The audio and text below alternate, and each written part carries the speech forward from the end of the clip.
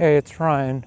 I'm just starting this series, kind of these records, just to, I don't know, I think try and become more in touch with myself. What you hear right now is I'm walking outside in the neighborhood. It's really cool. It's almost the full moon, and I'm just in a suburban neighborhood. You see a few fireflies. I really miss that about growing up in Iowa, is all the fireflies on a summer night.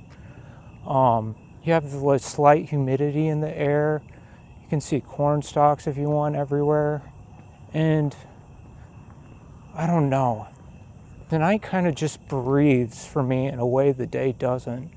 Especially at dusk, or in the evening.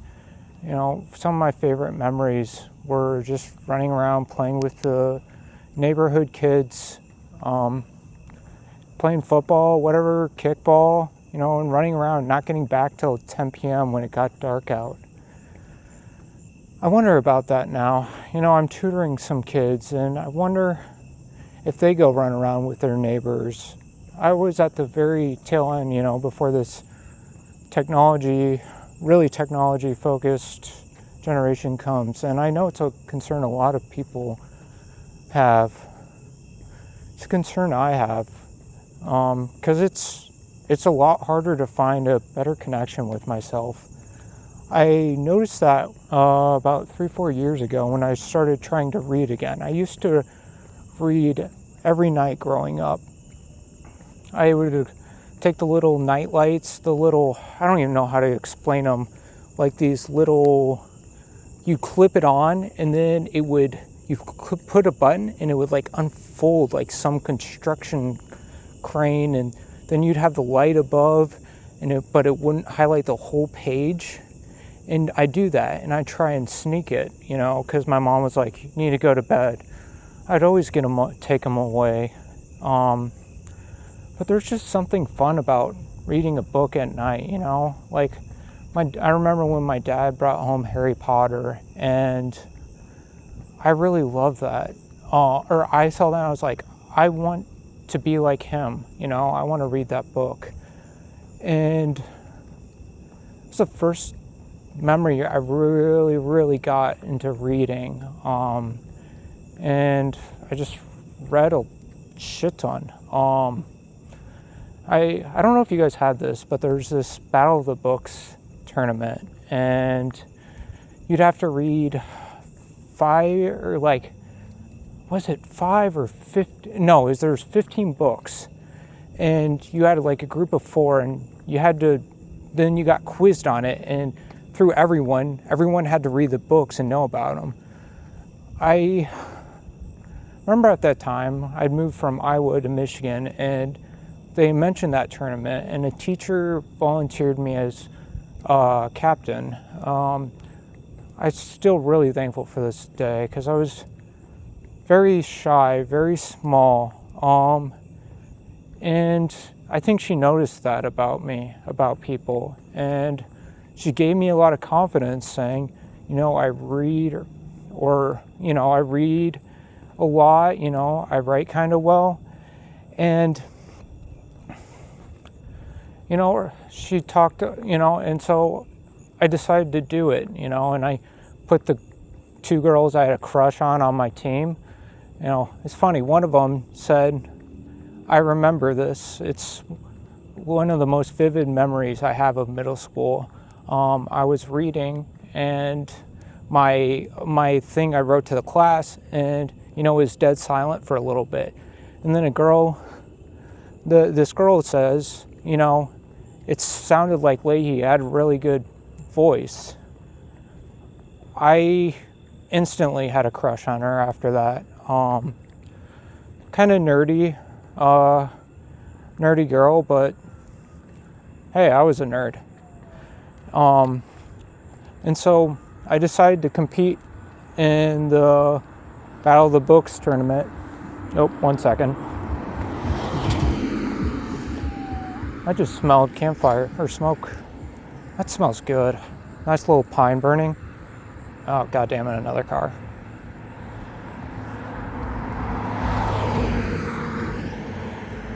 But the Battle of the Books, I remember, okay, I didn't technically read all 15 because I skimmed over Redwall because that shit was boring with a capital B. There were some really interesting parts to it. I remember rats getting chased and getting captured, and I don't know, trying to associate stuff that's too murky for me to like quite put into words or make distinct enough for words. So I don't even know why I bothered saying anything. But yeah, we ended up winning the group, and then we competed against everyone in my grade, like 200 people and top groups, and we got dead fucking last. I remember, yeah, I did not do too well in that one. Maybe I wasn't that good of picking up what I really read. But yeah, and then I just remember, and I got raised, in a middle class, white neighborhood where it's like, everything is kind of transactional. You need to go to college. You need to get something out of education. You need to get stuff out of stuff. And I was just ingrained in me, like tiger level parenting sometimes. And so and then comes the iPod Touch, the cell phone, and I stop reading. I focus on what, guys should focus on, which is math and science, what we're taught to do. I wasn't particularly good at the math, but I was placed in an advanced math program. I remember first time in my life I got a D. I didn't know what the hell I was doing. I had no business being in an advanced math class. And I think a large part of my personality, or it is a good example of this personality forming, was my mom, going into me, not saying I tried my best, and, some of that is important as a parent, but I just remember how powerful that emotion was, how overwhelming it was, how I didn't try my best. I wasn't good enough. And, we all have those moments to varying degrees with our parents. Some way more extreme and some less extreme. And, from that, I decided I was practically forced to sit in the front of the class. And then I started paying way more attention because was there any other option for me? No, I wanted the love of my mom, and best is always a subjective thing. It's always like perfect, and so that coincided in high school with me I didn't really get along with a lot of kids. I moved from a small 20-kid Catholic school to a 200-kid public school for middle school. I had no idea to interact. I started out by acting really cocky. And, I get why some of the kids, like, I'd just be a little cocky, because I thought that was cool to brag. And I thought it was, like, I would inflate it, like, almost like a class clown a little bit. But not everyone got that. And soon after that, I just got pretty quiet, really quiet. And I didn't really have any sense of expression in myself anymore. I found it a little bit in running, but I was a good enough runner to make it on the edges of a D1 college, but I love soccer way more. But you know how it is. Well, this story goes is, what do you get out of it? You get a scholarship. And it also, another car. Hi, car. High beams. Thank you very much. Appreciate that.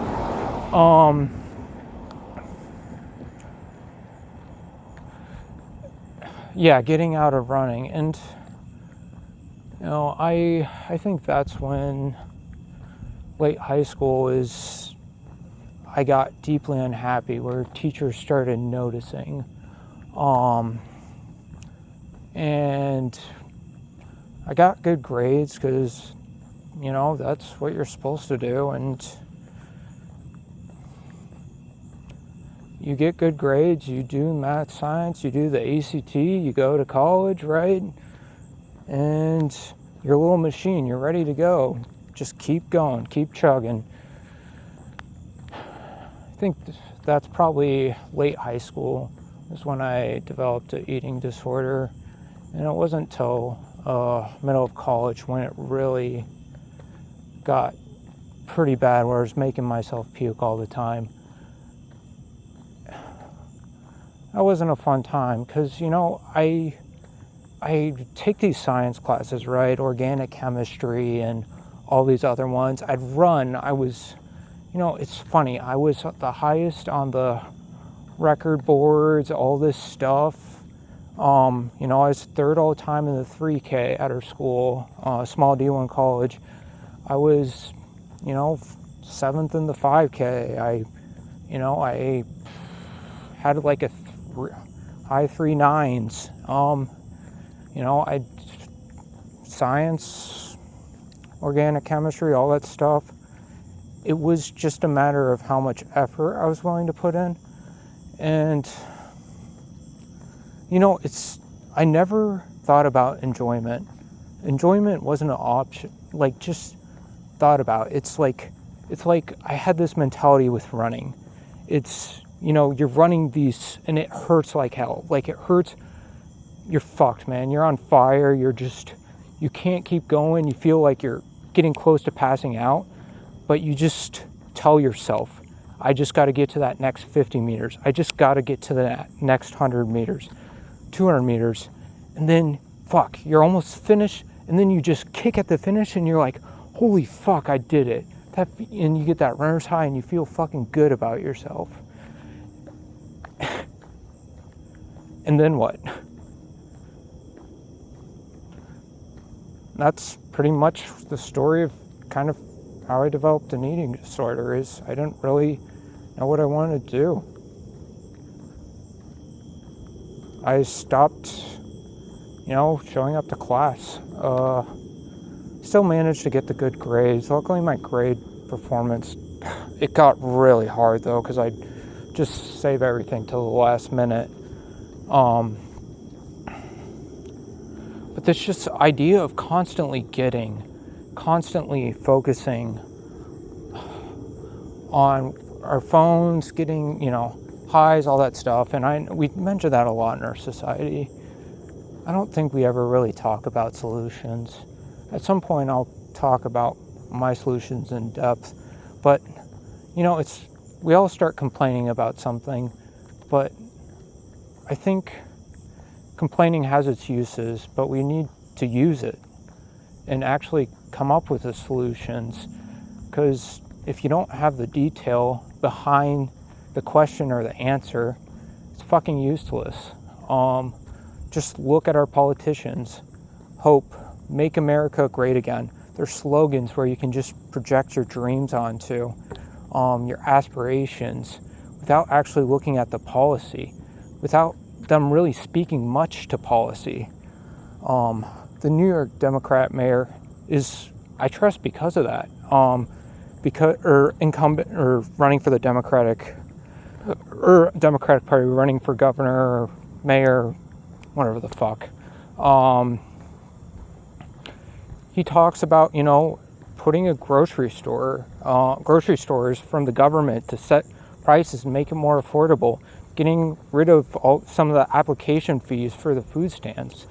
And I'm like, it's not sexy, but he's not just letting the slogan, the dream, guide him, because the dream is dangerous. If you think about where dreams come from, they come from our emptiness, how small we feel as a child, and I have a pretty big need inside of me to feel important, feel special. That is almost like, if you look at dictators, and Donald Trump's not quite a dictator. He would be one if he could, but luckily we still have some ways to stop that. But dictators all have this same idea in common. If they have huge dreams and they come from nothing, that small feeling. And so you're like, I'm going to make a big, grand, giant dream that's going to overcome all these small things, right? And it's going to make everything perfect and everything nice, But what's perfect? What is perfect except sameness or emptiness? You see it kind of a little bit with Trump right now, where he's getting rid of illegal immigrants, and some that are not, like a little bit testing the boundaries, getting people that are similar or different than him, people Hispanic, South Americans, what have you, and blaming them as the problem, right? And if you make everything, his eventual goal, just like Hitler, they all have these same tendencies of making everything beautiful, everything the same. And that's dangerous because that comes from our nothingness, our emptiness. And when that happens, that he doesn't even have room for himself. Perfection, emptiness is what I really think of it as, because it has no definition, no description. What is it? And so you don't even leave room for yourself in the end. And that's why dictators always fail, because I think unconsciously they're actually destroying themselves. They're self-sabotaging. And so I really trust politicians when they have the dream. Everyone has a dream, right? But they're selling me on an actionable plan. So they're putting things in front of them, rules, guidelines, right? And things they're going to do. And that's going to keep them in check, right? Checks and balances. So, that's the same way our brains work too. But yeah, so to go back to the writing, or it wasn't writing, college was, college is college. I'm sure everyone has a comment about college these days. But, my general point about reading. So about 3-4 years ago, I tried to, and because I always got math and science, I didn't really ever find what I was interested in. My favorite high school class, looking back, was college writing. I skipped a year of English in high school, and I was so behind because of that. But how fun it is, but it never even crossed my brain I could do it as a career. Not once, even though how much I enjoyed it. I didn't even realize I fucking enjoyed it. And so I go math, science, and I started business. That's not good enough. Business is boring as fuck. Just staring at numbers. I mean, I think if you're doing something with the numbers, that can be interesting, but when it's a already recognizable pattern, that's a repeatable pattern that you do over and over and over again. It's like any job with excessive repetition. Fucking sucks. And then I was like, okay, I'm gonna be a doctor, right? Science. But then I remember dissecting this dead cat, smell of formaldehyde, all that stuff. Nothing about the dead cat really bothered me.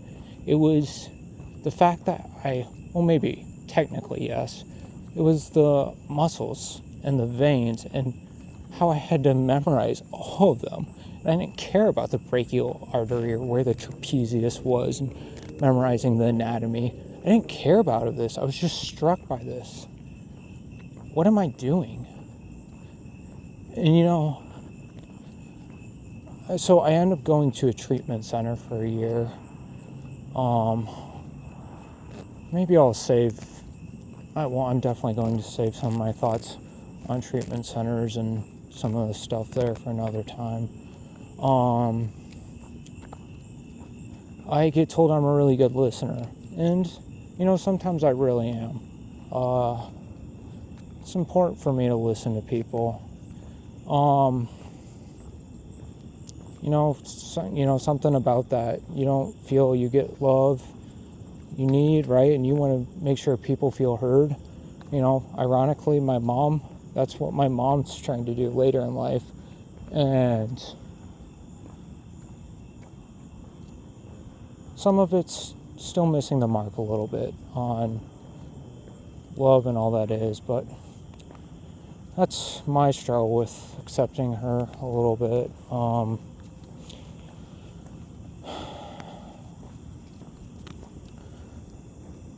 But yeah, I should be a psychologist, a counselor, and I go and do that.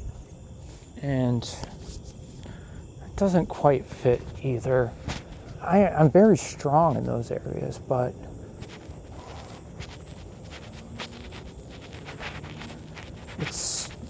I don't want to just listen. I don't want to just be an observer. Maybe this is the dreamer in me, the poet, the dictator, Hitler was both an artist and a dictator. I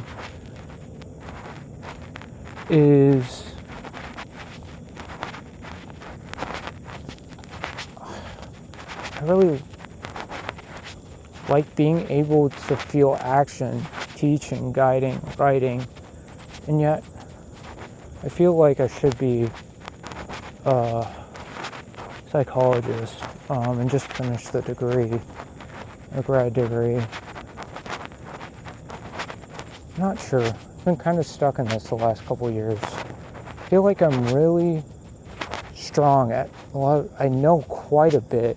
I just don't have pieces of paper to prove it, which is frustrating. It's understandable. You need a piece of paper to say repute for things to hire you, systems to hire you, blah, blah, blah, blah, blah.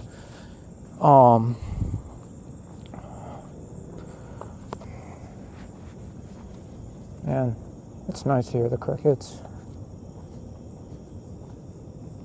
I don't know if you can hear them.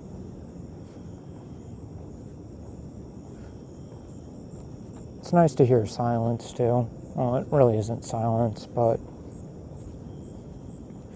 hearing nothing is sometimes a relief.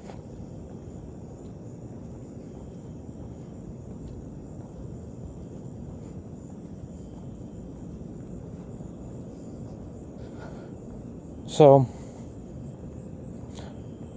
I picked up reading, right? And I was reading Brandon. I was doing a road trip, I think, to Minnesota or wasn't New York, but I put a podcast on, The Way of Kings, I saw on Audible, and I was like, you know what? Let's put this shit in. And I was just like, holy fuck, this is so fucking good. You read something and your view of the world broadens. And for that little moment, you feel like a child again. It's indescribable when that happens. I just described it, but it can take my meaning. I think that's what we seek when we're learning, is that just continued curiosity. But I couldn't read for that long. I'd want to check my phone every page or two. My eyes would flick to the bottom of the page, right? And I had to train myself. Like, I'd get anxious without my phone for a little bit. And I was like, holy shit, I'm not one of those types. I'm not like everybody else. Yeah, I'm exactly like everyone else. Even though I want to fucking pretend I'm special. I'm just a grain in the galaxy. Woo, that's always fun to imagine. It can either give you peace or terror.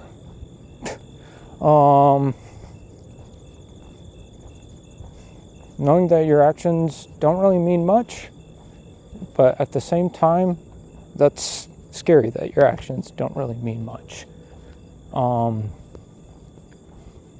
It doesn't mean you stop doing the actions because they mean something to you, but from an existential third-person point of view, yeah, duality, paradox, fun stuff all the time. And so writing or reading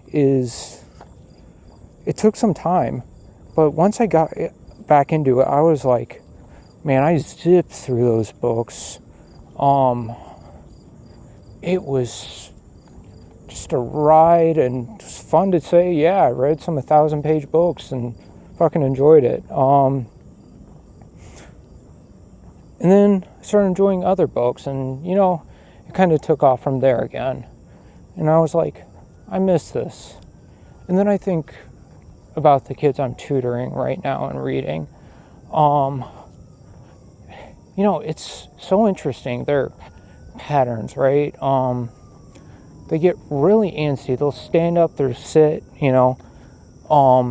very ADHD. And, maybe that was always what kids are like. I think a lot of things in our world is like, oh my God, we're noticing this is so bad.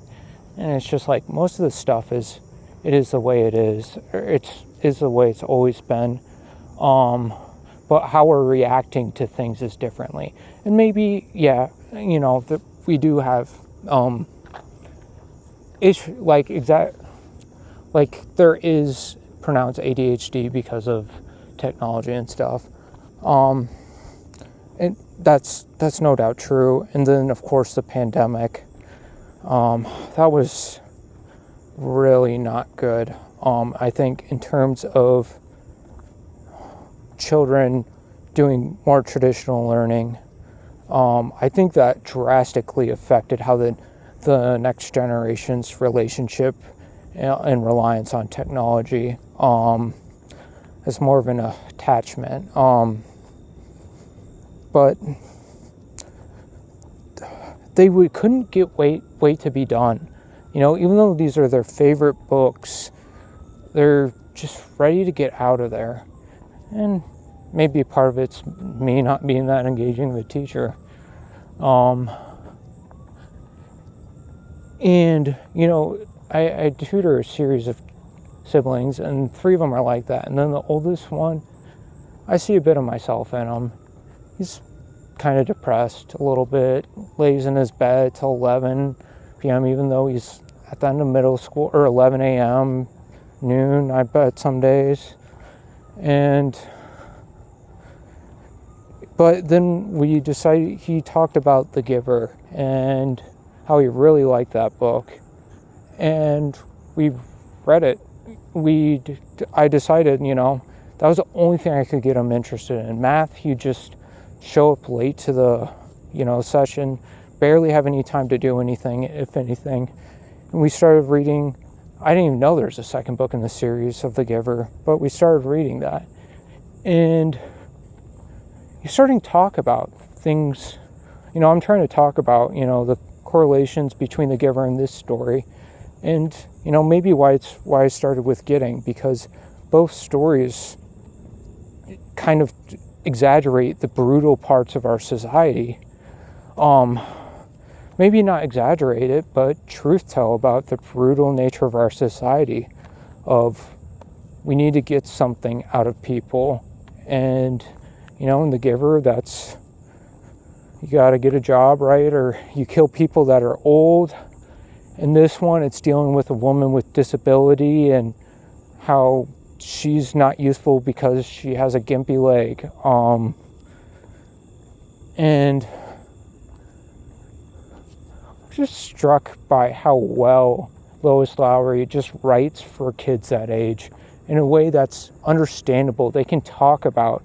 That does a little more telling than showing, but it's a way, there still is quite a bit of showing.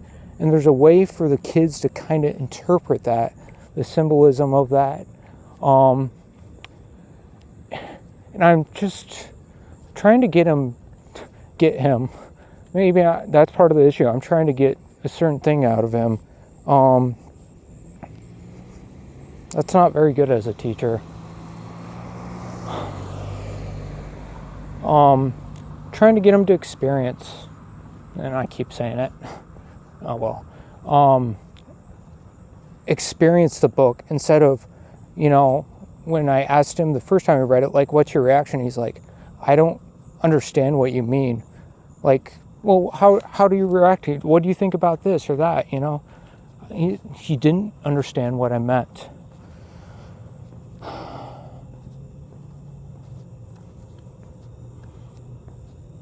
That's sad to me. Maybe it's something you'll learn in time, but I think that's part of his problem and part of a lot of kids' problem in this American society, and a lot of Asian societies too, and any society that hyperinflates the same premise of getting that productivity, right? And it's ironic. It paralyzes people because it's so much pressure, and then we just ratchet up more pressure because you think they're being lazy. What a stupid word, lazy. Who's lazy? Human behavior doesn't, being idle, like that term of laziness I get, like just kind of laying by the river and just not wanting to move, and you feel a little drowsy, feeling a bit lazy. But in terms of the connotation of people just inherently don't have drive, is just, I think, an oversimplification of themselves and human nature. So, I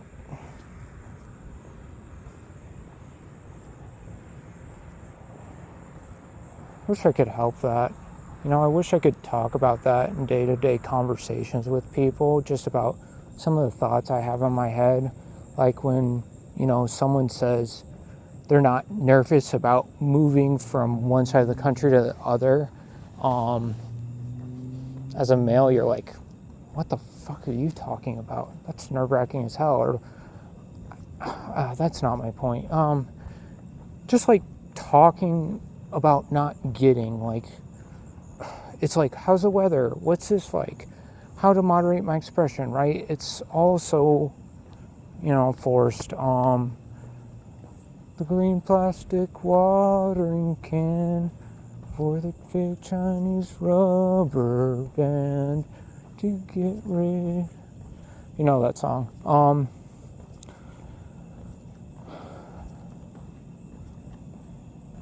There are people who like talking about this stuff.